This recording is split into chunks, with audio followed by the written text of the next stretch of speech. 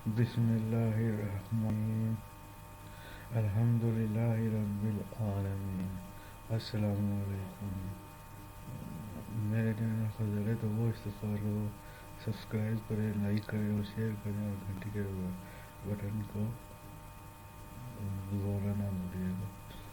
آج کا میرا موضوع ہے، یہ حدیث ہے، حضور صلی اللہ علیہ وآلہ وسلم کو ارشاد ہے کہ قیامت کے دن آدمی کے دونوں قدم اس وقت تک محاسبہ کی جگہ سے نہیں ہٹ سکتے جب تک 5 چیزوں کا مطالبہ نہ ہو جائے اور ان کا معقول جواب نہ ملے۔ نمبر 1، اپنی عمر کس کام میں خرچ کی۔ نمبر 2، اپنی جوانی کس چیز میں خرچ کی۔ نمبر 3، مال کہاں سے کمایا۔ نمبر 4، کہاں خرچ کیا۔ اپنے علم میں کیا عمل کیا۔ کہ اپنی عمر جس کا ہر سانس انتہائی قیمتی ہے، سرمایہ ہے، کس چیز میں خرچ کی۔ ہم لوگ کیوں پیدا کیے گئے، ہماری زندگی کی مصلیت کیا ہے، کسی کام کے لیے ہے یا ایک بیکار چیز پیدا کی گئی ہے۔ حق تعالیٰ شاہ نے اس پر تنبیہ فرمائی ہے۔ ہاں تو کیا تم نے یہ گمان کر رکھا تھا ہم نے تم کو یوں ہی بیکار فضول پیدا کیا ہے، اور تم نے یہ گمان کر رکھا تھا کہ تم ہماری طرف نہیں لائے جاؤ گے اور تمہیں اپنی زندگی کا حساب دینا نہیں ہوگا۔ اور پھر اتنا ہی نہیں بلکہ دوسری جگہ حق تعالیٰ شاہ نے مقصد زندگی بھی خود ہی ارشاد فرما دیا۔ آپ ایک شخص کو دکان پر رہنے کے لیے ملازم رکھتے ہیں، اس کی تنخواہ دیتے ہیں، وہ دن بھر اپنے خانگی ضروریات میں لگا رہتا ہے، چند منٹ کو ایک پھیرا دکان پر لگا جاتا ہے۔ کیا آپ کو گوارا کر لیں گے کہ اس کی تنخواہ دیتے رہے؟ اگر انہیں تو پھر اپنے متعلق آپ کو کیا ہوتا ہے کہ حق تعالیٰ شاہ نے محض عبادت کے لیے پیدا کیا، اور وہ مالک و خالق ہر وقت آپ کے عطاؤں سے نوازتا ہے۔ آپ اپنے فضول کاموں میں عمر گزار دیں اور آپ اپنے آپ کو تسلی دیتے رہیں کہ 5 وقت نماز میں حاضری تو دے دیتے ہیں، اور کیا ہو سکتا ہے۔ غور کر لیجئے کہ یہ جواب آپ اپنے نوکروں سے بھی برداشت کر لیں گے۔ حق تعالیٰ شاہ کا محض انعام و احسان ہے کہ اس نے تمام اوقات کی عبادت فرض نہیں فرمائی، بلکہ اس کا بہت تھوڑا سا حصہ فرض کیا ہے۔ اس میں بھی اگر کوتاہی ہو تو کتنا ظلم ہے۔ مطالبے کی دوسری چیز حدیث بالا میں یہ ارشاد فرمائی گئی ہے کہ جوانی کی قوت کس چیز میں خرچ کی گئی۔ کیا اللہ تعالیٰ کی رضا اور خوشنودی کے کاموں میں، اس کی عبادت میں، مظلوموں کی حمایت میں، ضعیفوں اور پہاڑوں کی اعانت میں، یا فسق و فجور میں، عیاشی اور آوارگی میں، بے بسوں پر ظلم کرنے میں، ناحق کی مدد کرنے میں، ناپاک دنیا کے کمانے میں، اور دین و دنیا دونوں جگہ کام میں آنے والے فضول مشغلوں۔ اس کا جواب ایسی عدالت میں دینا ہے جہاں نہ تو کوئی وکالت چل سکتی ہے، نہ جھوٹ، فریب اور لسانی کام آ سکتی ہے، جہاں کی خفیہ پولیس ہر وقت ہر آن آدمی کے ساتھ رہتی ہے، اور یہی نہیں بلکہ خود آدمی کے وہ اعضاء جن سے یہ حرکات کی ہے، وہ خود اپنے خلاف گواہی دیں گے اور جرائم کا اقرار کریں گے۔ آج یعنی قیامت کے دن ہم ان کے مہنیوں پر مہر لگا دیں گے تاکہ یہ لغو ازل نہ کریں، اور ان کے ہاتھ میں ہم سے یہ کلام کریں گے، ان کے پاؤں گواہی دیں گے اس چیز کی جو کچھ یہ کرتے تھے۔ یعنی ہاتھ خود بولے اٹھے گا، مجھ سے کس پر ظلم کیا گیا، کیا کیا ناجائز حرکات مجھ سے صادر کرائی گئی۔ پاؤں خود گواہی دے گا کہ مجھے کیسی ناجائز مجلسوں میں لے جایا گیا۔ دوسری جگہ ارشاد ہے اور جس دن اللہ کے دشمن دوزخ کی طرف جمع کیے جائیں گے، پھر ان کو ایک جگہ چلتے چلتے روک دیا جائے گا تاکہ سب ایک جگہ اکٹھے ہو جائیں، یہاں تک کہ جب دوزخ کے قریب آ جائیں گے اور حساب شروع ہوگا تو ان کے کان اور آنکھیں اور کھال ان کے اوپر کے اعمال کی گواہی دیں گے۔ وہ لوگ اپنے خدا سے کہیں گے کہ تم نے ہمارے خلاف گواہی کیوں دی؟ وہ عزا کہیں گے ہم کو اس قادر نے بولنے کی طاقت دی جس نے ہر چیز کو گویائی فرمائی، اور اس نے تم کو اول میں پیدا کیا تھا اور اسی کے پاس اب دوبارہ زندہ کر کے لائے گئے ہو۔ اب آپ تعالیٰ شاہ ہو تنبیہ فرماتے ہیں اور اس بات سے اپنے آپ کو چھپا ہی نہ سکتے تھے کہ تم پر تمہارے کان اور آنکھیں اور کھالیں گواہی دیں گی، اور ظاہر ہے کہ آدمی جو حرکتیں کرتا ہے اس کے کان وغیرہ تو اس کو دیکھتے ہی ہیں، ان سے کیسے چھپا کر کوئی شخص کوئی کام کر سکتا ہے؟ لیکن تم اس گمان میں رہے کہ اللہ تعالیٰ کو تمہارے بہت سے اعمال کی خبر بھی نہیں، جو چاہو کر گزرو، کون پوچھ سکتا ہے؟ اور تمہارے اس گمان نے جو تم نے اپنے رب کے ساتھ کر رکھا تھا کہ اس کو خبر بھی نہیں ہے، تم کو برباد کر دیا، بس تم خسارے میں پڑ گئے۔ حدیث میں بہت سی روایات ان گواہیوں کے بارے میں آئی ہیں۔ ایک حدیث میں ہے، حضرت انس رضی اللہ عنہ فرماتے ہیں کہ ہم حضور صلی اللہ علیہ وآلہ وسلم کی خدمت میں حاضر تھے، حضور صلی اللہ علیہ وآلہ وسلم نے تبسم فرمایا جس سے دندان مبارک ظاہر ہو گئے، پھر حضور صلی اللہ علیہ وآلہ وسلم فرمایا جانتے ہو میں کیوں ہنسا؟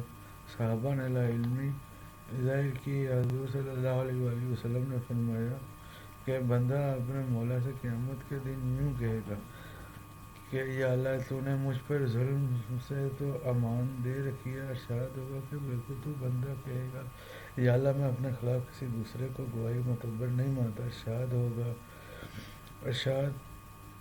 ہوگا کہ اچھا ہم تجھی کو تیرے نفس پر گواہ بناتے ہیں۔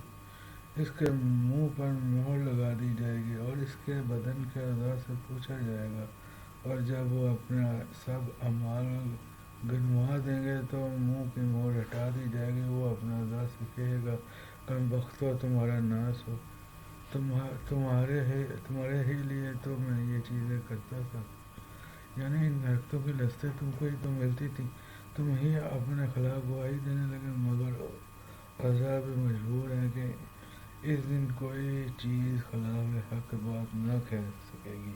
ایک اور حدیث میں ہے کہ آدمی کے اعضاء میں سب سے پہلے بائیں ران بولے گی کہ اس سے کیا حرکتیں کی ہوئیں، اور اس کے بعد دوسرے اعضاء بولیں گے، غرض کہ ہر عضو اپنے کیے ہوئے نیک اور بدعمالیاں گنوانے لگے گا۔ اسی وجہ سے ایک اور حدیث میں حضور صلی اللہ علیہ وآلہ وسلم کا ارشاد ہے کہ سبحان اللہ، الحمدللہ وغیرہ کو انگلیاں پر گنا کرو، اس لیے قیامت کے دن ان اعضاء کو گویائی عطا ہوگی اور ان سے باس پرس ہوگی، یعنی جہاں یہ محض اپنے گناہ گنوائیں گے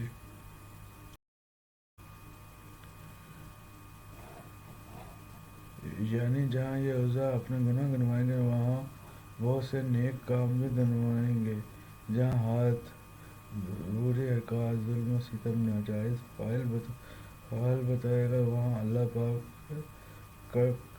پاک کام اس سے گننا، صدقات کا دینا، نیک اعمال میں ہاتھوں کا مشغول رکھنا بھی تو بتائیں گے۔ غرض یہ مضمون اپنی تصویر کے اعتبار سے بہت طویل ہے، لیکن مختصر یہ ہے کہ ان اعضاء کو جوانی کے دور میں ظلم و ستم اور ناجائز حرکات سے بچانے کی بہت ضرورت ہے۔ حضور صلی اللہ علیہ وآلہ وسلم کا ارشاد ہے جنون کا ایک شعبہ ہے، عورتیں شیطان کا جال ہے۔ جنون کا ایک شعبہ ہے، الشعبہ ابو من الجنون والنساء عبالة الشیطان،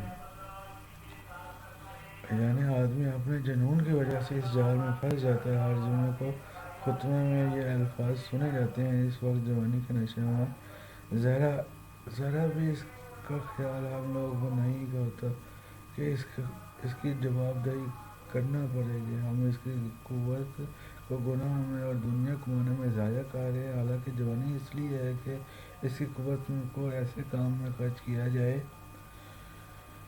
جو مرنے کے بعد بھی کام آئے۔ خوش قسمت ہیں وہ نوجوان جو اللہ تعالیٰ کے کام میں ہر وقت منہمک رہتے ہیں اور گناہوں سے دور رہتے ہیں۔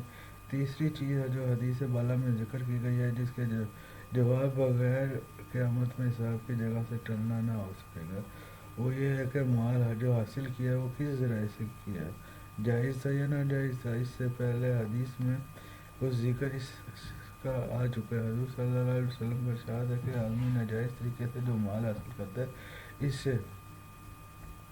اس میں سے صدقہ کرے تو قبول نہ ہوگا، خرچ کرے تو برکت نہ ہوگی، اور جو ترکہ چھوڑ گیا وہ اس کے لیے جہنم کا ذخیرہ ہوا۔ ایک اور حدیث میں ہے کہ جو گوشت یعنی آدمی کے بدن کا ٹکڑا حرام مال سے نشو و نما پائے، جہنم اس کے لیے بہتر ہے۔ ایک حدیث میں ہے جو آدمی 10 درہم کا کپڑا خریدے اور ان میں 1 درہم ناجائز آمدنی کا ہو تو جب تک وہ کپڑا بدن میں رہے گا اس کی نماز قبول نہ ہوگی، تو بہت سخت ہوگا۔ چوتھا مطالبہ حدیث بالا میں یہ ہے کہ مال کو کہاں خرچ کیا۔ یہ رسالہ سارا ہی مضمون میں ہے کہ آدمی کے مال میں اس کے کام آنے والی چیز وہی ہے جس کو اللہ تعالیٰ کے راستہ میں آدمی خرچ کر دے، اور اس کے موجود رہنے میں اس کے علاوہ کہ وہ اپنے کام نہ آ سکتا، بیکار محض رہا۔ متعدد نقصانات بھی دوسری فصل کے گزر ہو چکے ہیں۔ جتنی زیادہ مال کی کثرت ہوگی اتنا ہی حساب زیادہ دیر لگنا تو ایک کھلی ہوئی بات ہے۔ قیامت کا وہ دن، وہ سخت ترین ہوش ربا دن جس میں گرمی کی شدت سے ہر شخص پسینہ پسینہ ہو رہا ہوگا، ہر شخص خوف کی شدت سے ایسا معلوم ہوگا جیسے کہ وہ نشے میں ہو، مگر حقیقتاً نشہ نہ ہوگا، جس کے متعلق اللہ تعالیٰ حق تعالیٰ شانہ کا ارشاد ہے: اے لوگو اپنے رب سے ڈرو، بے شک قیامت کا زلزلہ جو عنقریب آنے والا ہے بہت سخت چیز ہے۔ جس دن تم اس کو دیکھو گے تم دودھ پلانے والی عورتوں خوف کی وجہ سے اپنے دودھ پیتے بچے کو بھول جائیں گے، اور تمام حاملہ عورتیں دہشت کی وجہ سے اپنے حمل وقت سے پہلے ہی دھورے کر دیں گے، اور تو لوگوں کو نشہ کی سی حالت میں دیکھے گا، اور حقیقتاً نشہ نہ ہوگا بلکہ اللہ تعالیٰ کا عذاب ہی سخت ہے جس کے خوف سے ان کی یہ حالت ہوگی۔ دوسری جگہ ارشاد ہے: لوگوں کے حساب کا دن تو قریب آ گیا کہ قیامت تیزی سے قریب آ رہی ہے، اور یہ لوگ ابھی تک غفلت میں پڑے ہیں اور اس کے لیے تیاری سے روگردان ہیں، اس کے لیے چند رکوع بعد میں ارشاد ہے۔ پانچواں مطالبہ حدیث بالا میں جس کا قیامت کے دن میدان میں جواب دینا ہوگا وہ یہ ہے کہ جو علم حق تعالیٰ شانہ نے تمہیں عطا کیا اس پر کس حد تک عمل کیا۔ جرم کا معاملہ نہ ہونا، کوئی عذر نہیں، قانون سے ناواقفیت کسی عدالت میں بھی معتبر نہیں، چنانکہ اس کا معلوم کرنا اپنا فریضہ ہے، اور یہ بات کہ اللہ تعالیٰ کا حکم معلوم نہیں تھا مستقبل گناہ ہے۔ اس لیے حضور صلی اللہ علیہ وسلم کا ارشاد ہے کہ ہر مسلمان پر مذہبی علم سیکھنا فرض ہے، لیکن یہ بھی ظاہر ہے کہ علم کے بعد کسی جرم کا کرنا زیادہ سخت ہے۔ حضور صلی اللہ علیہ وسلم کا ارشاد ہے کہ اپنے علم سے ایک دوسرے کو نصیحت کرتے رہا کرو، علم میں خیانت مال میں خیانت سے زیادہ سخت ہے، توبہ سخت ہے، اور اللہ تعالیٰ شانہ کے ہاں اس کا مطالبہ ہوگا، اور یہ مضمون تو بہت سی حدیث میں ہے کہ جس شخص سے علم کی کوئی بات پوچھی جائے اور اور وہ اس کو چھپائے تو قیامت کے دن اس کے منہ میں آگ کی لگام ڈالی جائے گی۔ ایک مرتبہ حضور اقدس صلی اللہ علیہ وآلہ وسلم نے واضح فرمایا، حضور صلی اللہ علیہ وسلم نے واضح فرمایا جس میں بعض قوموں کی تعریف فرمائی، پھر یہ ارشاد فرمایا کہ یہ کیا بات ہے کہ بعض قومیں اپنی پڑوسی قوموں کو تعلیم نہیں دیتی تھی، نہ ان کو نصیحت کرتی تھی، نہ ان کو سمجھدار بتاتی ہے، اور نہ ان کو اچھی باتوں کا حکم کرتی ہے، نہ بری باتوں سے روکتی ہے۔ اور یہ کیا بات ہے کہ بعض قومیں اپنے پڑوسی سے نہ علم سیکھتی ہے نہ نصیحت حاصل کرتی ہیں۔ یا تو یہ لوگ اپنے پڑوسیوں کو علم سکھائیں اور ان کو نصیحت کریں اور ان کو سمجھدار بنائیں، اور دوسرے لوگوں کو علم والوں سے ان چیزوں کو حاصل کریں۔ اگر ایسا نہ ہوا تو خدا کی قسم میں ان سب کو دنیا ہی میں سخت سزا دوں گا۔ آخرت کا قصہ الگ ہے۔